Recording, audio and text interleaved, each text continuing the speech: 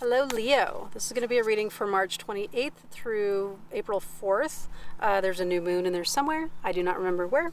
And I am in my friend's backyard, far away from computers and my notes, so you'll just have to look it up yourself this week, Leo. I know there's a new moon somewhere in there. If I were to guess, probably around the 2nd or 3rd. So I am obviously not in my little studio. I am in a friend's backyard. So I am, it's an experiment. There's definitely a neighbor over here using some sort of motorized equipment that might be slightly loud. There's dogs, there's geese, there's children, there's frogs, there's chickens. It's an experiment. I want to do more outdoor videos though, Leo, so let's try them out and learn as we go. Learn together. Thanks for being a part of my experiment. So Leo, we're going to take a look at your energies of the week, past, present, future, challenge, and what you can and can't do in order to get through those energies. So let's dive right in. Leo.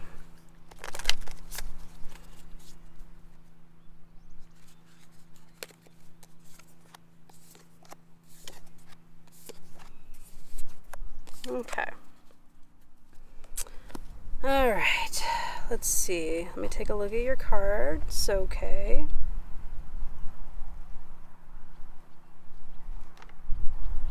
Okay. Well, we have 2 pages this week in your near recent past and your near future.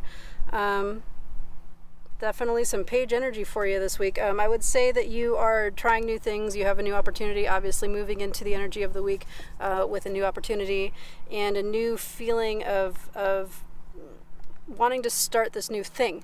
You're like, I want to start this new thing. Something gave you the idea and an opportunity to start something new. I would say with the 2 pages here, it does feel a little bit like an immature feeling. Just a little bit, it's going to resonate differently for all of you. It's a general reading, Leo. But it's exciting. The Page of Pentacles and the Page of Wands, in my opinion, are my favorite pages. Well, that's not true. I like the other pages for other reasons, too. Yeah, I suppose I shouldn't play favorites, right? I don't have a favorite child. I take it back. Well, you start the energy with the Page of Pentacles and you end the week with the Page of Wands. So you come into it with an idea and a grounded idea moving forward, and you kind of end with that same energy, but with a lot of excited passion and you're still moving forward, and and you just kind of have a little bit more, you have an idea here, you're a little more grounded. You still have that same energy by the end of the week, but it's with a little bit more excitement. You're just you're starting to get really excited about it. And you're ready to go, move forward with it. So I just decided to start with those pages, and I don't know why. Recent past, near future. In the present energy of the week, we have the 10 of Swords. So while we are surrounded by that page energy, that excitement, and that new opportunity feeling, something is ending here, or it's asking you to end something. Or and the 10 of Swords, I'll play favorites here with the 10s. Obviously, the 10 of Swords isn't the most comfortable of the 10s, the most comfortable of the endings of a way to end something. Usually, the 10 of Swords is a little bit more of a rough ending than, say, the 10 of Cups, right? The 10 of Cups ends with rainbows and happiness, and the 10 of Swords ends with usually some uncomfortable feelings, at the very least. So the 10 of Swords is usually an ending that's a lot harder to let end, because you're it's gonna hurt. I don't want it to. It's gonna be too uncomfortable. And with the 10 of Cups, you're let it end. It's fine. It's lovely. It's beautiful. But so sure, 10 of Swords is gonna be a little bit.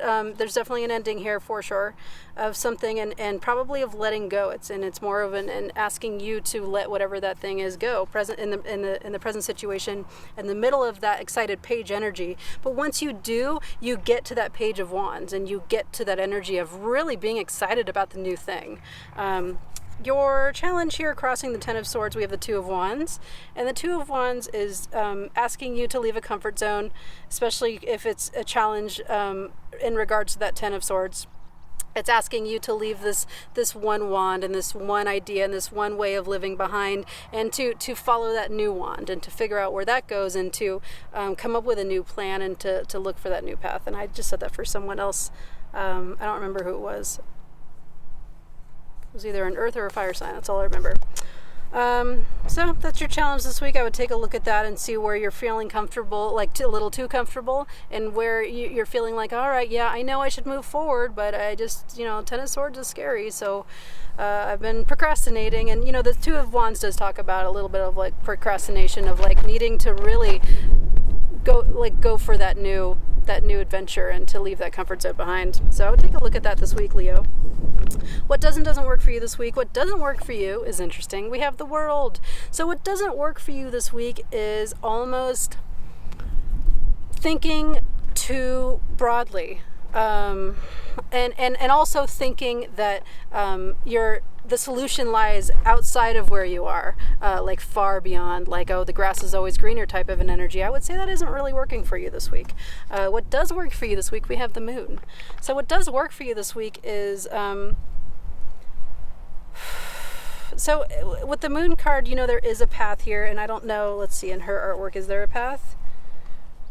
I'm not sure that there is, but usually generally in the Moon card there is a path in the Moon card, but you can't see it until you start to get a little bit used to, I'm going to use the word dreamscape here because it's a part of my own practice, but I know some people who would probably get mad at me for using that in my reading, but I'm going to use it anyway because the Moon has to do with our dreamscape in the way that we are like comfortable with it or not, almost. And of course the Moon is it asks you to like look at your shadows, which is your habits. It asks you to be a little bit more comfortable with your dark sides sometimes it asks you to take your time and be able to see in the dark, and other times the Moon card is telling you you're not supposed to know yet. So it could be any of those for you, Leo, or a mix of them all. It may also have to literally do with taking a look at your dreams. What does work for you this week might have something to do with that dark stuff in your dreams that makes you uncomfortable. Take a look at them. Yeah. I would say all those things to you, Leo. So that's what I have for that. I'm going to pull a Four Agreements card for you to see what Four Agreement would best help you get through the energies of your week. Leo.